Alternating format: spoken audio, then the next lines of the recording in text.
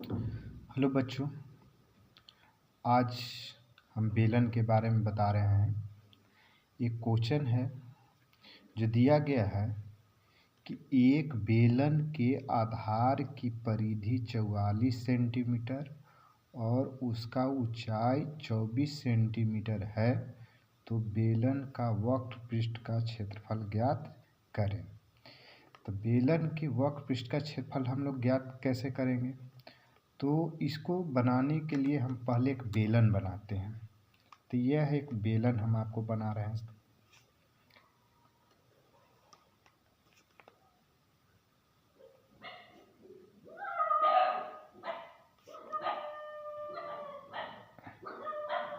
ये बेलन है।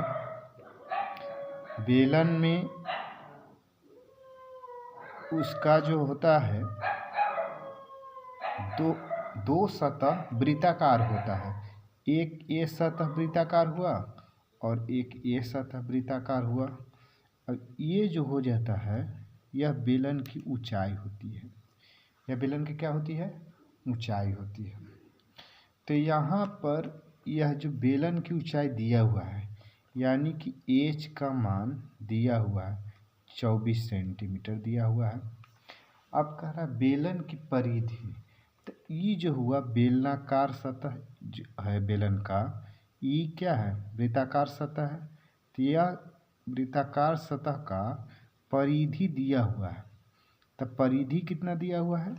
तब परिधि यानी कि 2πr, यानी कि बेलनाकार भाग की परिधि। तब बेलनाकार भाग यानी परिधि है, यानी वृत्ताकार है। तब वृत्त की परिधि बराबर कितना होगा? 2πr। कितना होगा? 2πr। तब कितना दिया हुआ है परिधि? 44। तो कितना हो गया? 44 हो गया। यानी कि 2π का मान रख दीजिए 22/7 और गुने कितना हो गया? r। तब 22 से 2 बार में कट गया और 2 से 2 कट गया।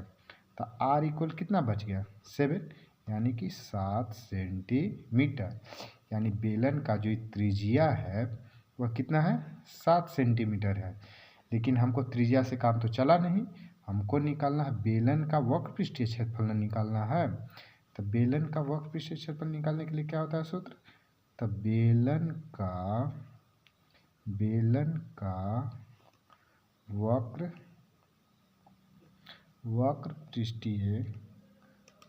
पृष्ठीय क्षेत्रफल।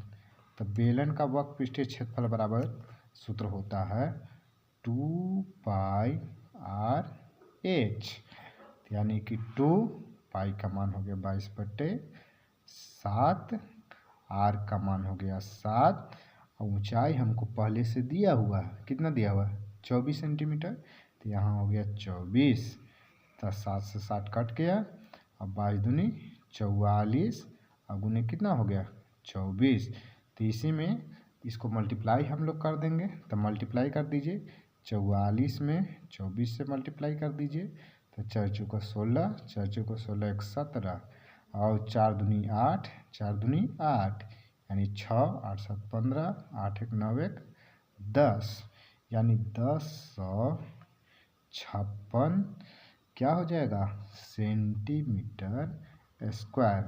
यानी कि बेलन का वक्र पृष्ठीय क्षेत्रफल बराबर 1056 वर्ग सेंटीमीटर हुआ। यह बेलन का वक्र पृष्ठीय क्षेत्रफल, यही आपका आंसर हुआ। यह बिहार बोर्ड के मैट्रिक एग्ज़ाम के लिए बहुत ही इम्पोर्टेंट क्वेश्चन रहा। इसको एकदम समझ के रट करके जाना है ताकि परीक्षा में यह काम आवे। धन्यवाद।